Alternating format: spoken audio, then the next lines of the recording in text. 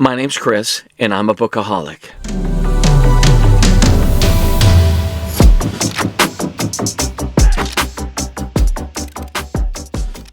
In my reading career, which, by the way, I feel like I went pro when I was a young boy, there have only been 2 books which scared me to death. Let me rephrase that. There's only been 2 books that I can remember that caused me to be a little afraid. And those 2 books come from the same author, Stephenie Meyer and the Twilight series. Okay, that's not true. The author, of course, is Stephen King. And the 2 books I'm speaking about, the first is The Shining. This book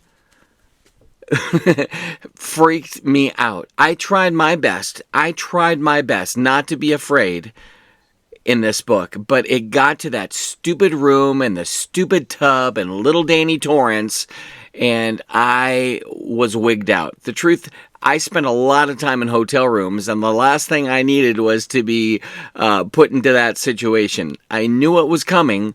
It was inevitable, but it was so much more scary than I anticipated.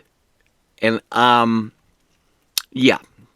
The second book, which will come as no surprise to many of you, is It by Stephen King. This book had a couple moments with Pennywise near the end that really caused me to feel pretty unnerved. I loved both of these books.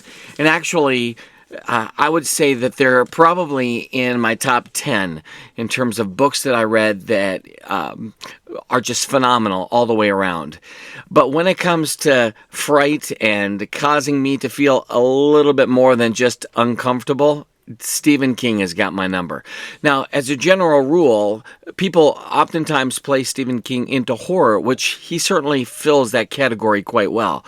But I find that most of his books are not necessarily overtly horrifying or scary. And I kind of love that, the diversity that King writes with. I think he can be not only phenomenal in terms of creating thrillers, but he's also really good at just creating and painting a story of a person who is very complex and nuanced, and the situation is uncomfortable and odd.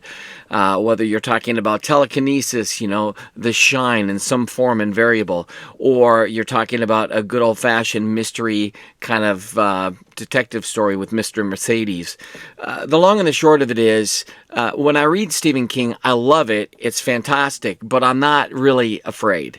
But these 2 books, they did it for me. What are 2 books for you? Or 3? An author maybe that really just kind of has your number and causes you to get a little bit uncomfortable and makes you a little bit afraid. I'd love to hear about it.